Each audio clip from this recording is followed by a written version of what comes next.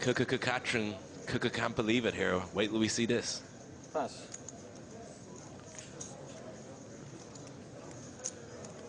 And what the re-raise was 1,300, and Catherine with the two kings may feel like she should just push in.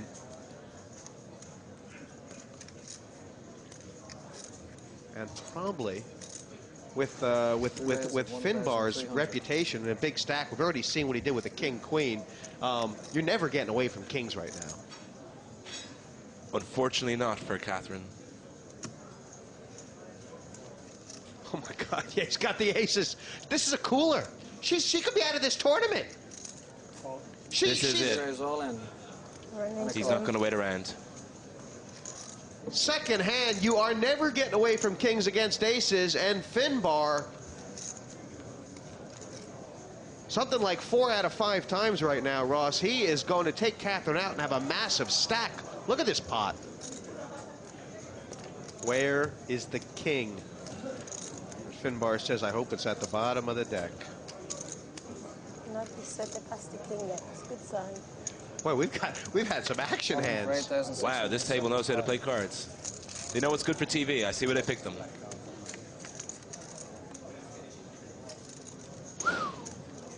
No help for Hartree. If Lochnan takes this pot, he's going to have nearly 30K. And Hartree's going to be the beginning of some of the sad stories we're going to have in this tournament. 2 Cowboys.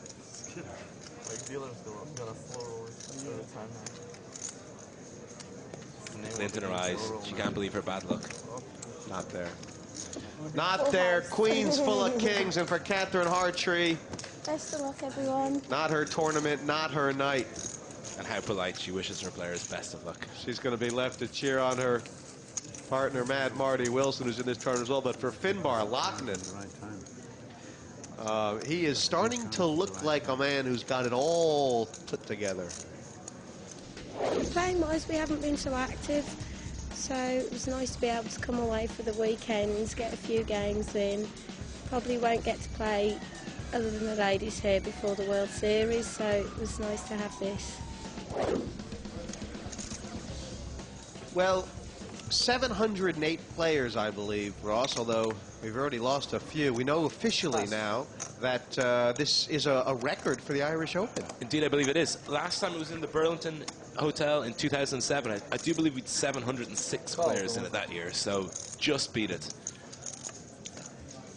And maybe even more of an achievement this year when you consider, you know, the economy's been tough, the poker scene's been a little tough, but this is what people save up for. Obviously, some people have qualified for $100 or less in this tournament. Yeah, I mean, there's guys there who I'm sure have qualified for less than $1 who feel this is just about as good a poker experience as you can get in Europe. And Sheringham has, I believe, limped into this pot.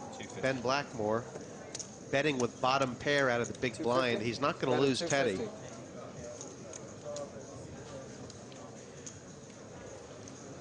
Teddy's got kind of a reputation, Ross, as sort of a cash game player around the... Oh, I thought you were going to say something else. Oh, yeah, cash, yeah. Poker, sure. I'll tell you, he's called here. He's got the flush draw. I have to straighten out. He is delighted. And we've hit 2 pair. Blackmore thinks he's just landed it. I think Teddy Sheringham's about to double up. He's going to be right back in this game. Yeah. Will Blackmore build a little house out of his 2 pair? 650. That's all he can hope for. That's 650. Little does he know. I mean, Sheringham's got 4,100 back. So he's either thinking he can raise now, he can raise later. And he may choose the raise later option. I think the money's going to get it either way. Is Blackmore good enough to fold 2 pair? He's just thinking what to bet here.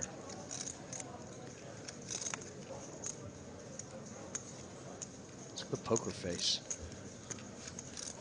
He's all in. He's all in.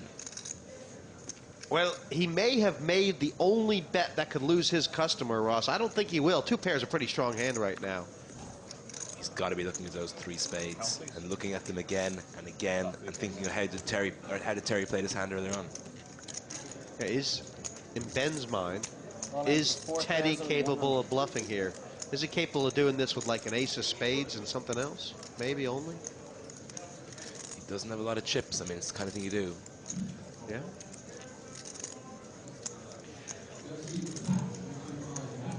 It's hard if you're Glenn Blackmore. I mean, he's from Liverpool. I mean, there's no way that Teddy is not one of his sporting heroes. There's just no way. It's a big ask for him here. Staring down a sporting idol.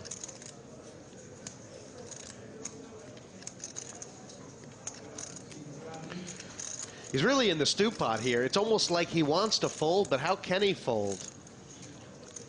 Two pair looks so strong, but at this stage, he can only beat a bluff. Yeah. That's a quality play. That's a quality player, and Teddy Sheringham, he takes the pot. I work for the Jackpot Card Club, and basically we are the tournament organisers for Paddy Power Poker for the duration of the weekend. The problems are with the TDs. The TDs during the day are dealing with the majority of the problems, and that's just problems at the table, and the decision-making process has to be standard for all the TDs, that they know what they're doing, and the fact that there's no really problems on the tables, and the fact that nobody knows what's going on. But it's to make sure that everybody's happy with the decision as well. For this amount of money, there's always going to be players upset, and you will have to deal with that, you know. But that's in every tournament anyway. You're going to find players like that. A lot of people don't realise the amount of work that actually goes into organising an event.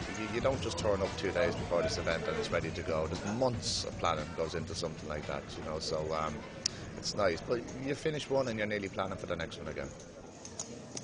New player sliding into the empty seat on the feature table. Irishman Tommy Watson, 88.50 in chips. And a lovely spring outfit for the Easter weekend. You can hear the loudspeaker. There's announcements. There's other tournaments going to be starting up when the tables go out.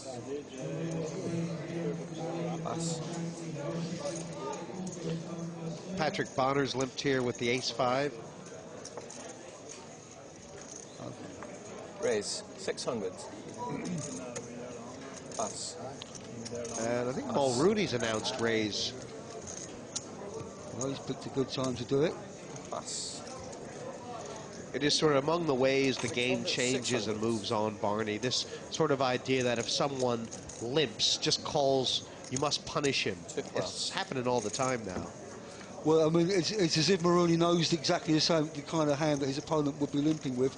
And Mulrooney's very unlucky, actually, that Bonner has managed to hit his kicker and checked possibly with the intention of calling or raising.